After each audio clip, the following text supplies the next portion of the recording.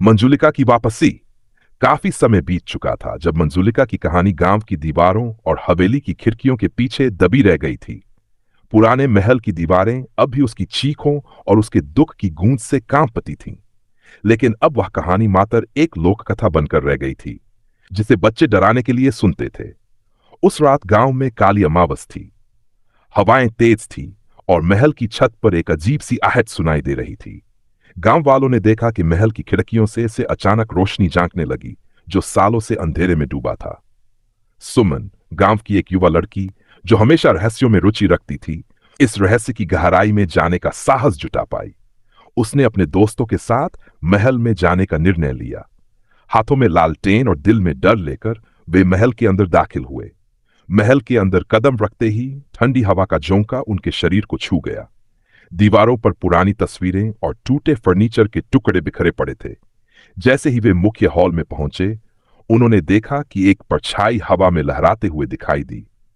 अचानक मंजुलिका की आवाज गूंज उठी, क्यों आए हो तुम यहां? सुमन ने डरते डरते कहा, हम सच जानना चाहते हैं, तुम्हारी कहानी क्या है? मंजुलिका की आत्मा रोने लगी और अपनी व्यथा सुनाने लगी। वह बताती है कि कैसे वह कभी इस महल की रानी थी, लेकिन साजिशों और विश्वासघात के चलते उसे मार दिया गया। उसकी आत्मा बदले की आग में जलती रही। सुमन ने कहा, अगर हम तुम्हारी सच्चाई को दुनिया के सामने लाएं तो क्या तुम शांति से जा सकोगी? मंजुलिका कुछ क्षण के लिए चुप हो गई और फिर कहा, अगर मेरा नाम और मेरा सच सही रूप से लोगों तक पहुंचेगा तो मेरी आत्मा इस कैद से मुक्त हो जाएगी। सुमन और उसके दोस्तों ने गांव वालों को मंजुलिका की कहानी बताई और महल में उसके नाम का स्मारक बनवाने का निर्णय लिया। धीरे धीरे महल की डरावनी छवि बदल गई और मंजुलिका की आत्मा को मुक्ति मिल गई। अंत में महल, जो कभी डर का प्रतीक था, अब एक इतिहास का प्रतीक बन गया। लेकिन हर अमावस की रात एक धीमी सी हवा अब भी महल की खिड़कियों पर दस्तक देती है, जैसे मंजुलिका अपने नए साथी बनने वालों का स्वागत कर रही हो। मंजुलिका के जाने के बाद गांव के लोगों ने राहत की सांस ली। महल अब सन्नाटे से घिरा नहीं था, बल्कि वहां पर्यटक आने लगे थे। लोग मंजुलिका की कहानी सुनने आते और उसकी दुखद जिंदगी पर विचार करते। लेकिन कहानी यहीं खत्म नहीं हुई। कुछ महीने बाद गांव की रातें फिर से बदलने लगीं। पहले हवाएं तेज हो जाती, फिर महल के पास मवेशी असामान्य रूप से बेचैन हो जाते। एक दिन सुमन ने सपना देखा। उस सपने में मंजुलिका वापस आई और उसने कहा, सुमन, सब कुछ खत्म नहीं हुआ है। मेरी हत्या के पीछे एक बड़ा राज दफन है। जब तक वह उजागर नहीं होगा, मैं पूरी तरह मुक्त नहीं हो सकूंगी। सुमन ने इस बात को पहले नजरअंदाज किया, लेकिन जब सपने बार बार आने लगे तो उसने दोबारा महल जाने का फैसला किया। इस बार वह अकेली थी। महल के भीतर जाते ही वह उस पुराने ताखाने में पहुंच गई, जिसे सालों से बंद माना जाता था। दरवाजा खोलने पर उसे वहां पुरानी किताबें, कुछ जंग लगे हथियार और एक ताबूत जैसा संदूक मिला। संदूक खोलते ही एक कागज का पुर्जा गिरा।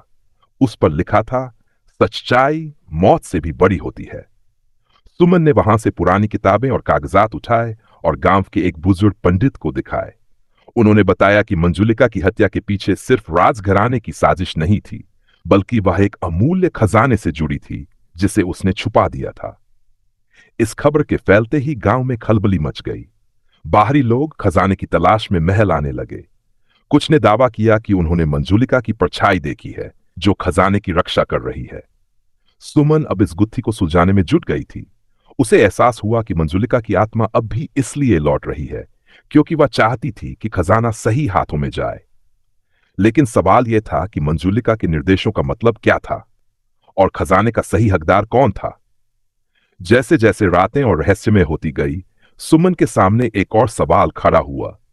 क्या मंजुलिका की आत्मा सच में न्याय चाहती है, या यह सब महज उसकी बदले की योजना का हिस्सा है? कहानी यहां एक मोड़ लेती है, जहां सुमन को न केवल अपने डर का सामना करना होगा, बल्कि यह तय करना होगा कि अतीत की परछाइयों से कैसे लड़ना है। सुमन अब उस खजाने के रहस्य को सुलझाने के लिए एक नई दिशा में काम करने लगी। उसने महल के तहखाने में पाए गए कागजात और किताबों का बारीकी से अध्ययन करना शुरू किया। एक पुरानी किताब में उसे एक संदिग्ध मंत्र मिला, जो मंजुलिका की आत्मा के शांति की कुंजी हो सकता था। सुमन ने पंडित से वह मंत्र पूछे और उसने बताया कि यह मंत्र मंजुलिका की आत्मा को शांति देने का एकमात्र तरीका था। लेकिन इसके साथ एक चेतावनी भी थी। मंत्र का उच्चारण सही समय और स्थान पर करना जरूरी था, और यदि गलत किया गया तो मंजुलिका की आत्मा और भी शक्तिशाली हो सकती थी। सुमन को एहसास हुआ कि अब उसे केवल खजाने का नहीं, बल्कि मंजुलिका की आत्मा की मुक्ति का भी ख्याल रखना था। वह जानती थी कि महल में खजाना छुपा था, लेकिन यह भी समझ चुकी थी कि उस खजाने से ज्यादा जरूरी मंजुलिका की शांति है। एक रात जब पूर्णिमा की रात थी और चांद अपनी पूरी आभा में था, सुमन ने गांव के बुजुर्गों को बुलाया और एक विशेष अनुष्ठान करने का फैसला किया। महल में खजाने तक पहुंचने का रास्ता बहुत कठिन था, और वहां से निकलने वाली रहस्यमयी शक्तियां अब पहले से कहीं ज्यादा शक्तिशाली हो चुकी थीं। सुमन और बुजुर्गों ने मिलकर मंत्रोच्चारण शुरू किया। जैसे ही उन्होंने मंत्र का उच्चारण किया, महल की दीवारों से अजीब सी गूंज सुनाई दी और हवाएं और तेज हो गई। अचानक महल के भीतर एक तेज रोशनी फैली और मंजुलिका की आत्मा ने अपना रूप लिया। उसकी आंखों में नफरत और दुख दोनों थे, लेकिन उसने सुमन को देखकर धीरे धीरे मुस्कुराया। तुमने सही समय पर सही काम किया, मंजुलिका ने कहा। अब मेरी आत्मा को शांति मिलेगी और तुम सही रास्ते पर हो। सुमन ने उसकी आत्मा से पूछा, क्या तुम अब शांति से जा सकोगी? मंजुलिका ने एक अंतिम बार सुमन की ओर देखा और धीरे धीरे महल की दीवारों में समा गई। उसकी आंखों में अब नफरत नहीं, बल्कि संतोष था। इसके बाद महल का माहौल पूरी तरह से बदल गया। वहां से निकलने वाली अजीब आवाजें बंद हो गई और हवा का रुख भी शांत हो गया। अब वह महल सिर्फ एक खंडहर नहीं, बल्कि एक इतिहास का प्रतीक बन गया था। लेकिन सुमन को एक बात हमेशा याद रही, अतीत की परछाइयां कभी पूरी तरह से खत्म नहीं होती। वे हर जगह होती हैं, और अगर समय पर उन्हें पहचाना न जाए तो वे फिर से लौट सकती हैं। हालांकि मंजुलिका की आत्मा को शांति मिल गई, लेकिन सुमन जानती थी कि कभी कभी अतीत से उबरने के लिए उसे फिर से अपने डर का सामना करना होगा। अंततः महल को एक संग्रहालय में बदल दिया गया, और वहां आने वाले लोग मंजुलिका की कहानी को पढ़ते थे। एक ऐसी कहानी जो न केवल विश्वासघात और बदले की थी, बल्कि आत्मा की मुक्ति की भी थी। अब महल की खिड़कियों से छनकर आती रोशनी बस एक याद थी, मंजुलिका की वापसी और फिर उसकी मुक्ति की।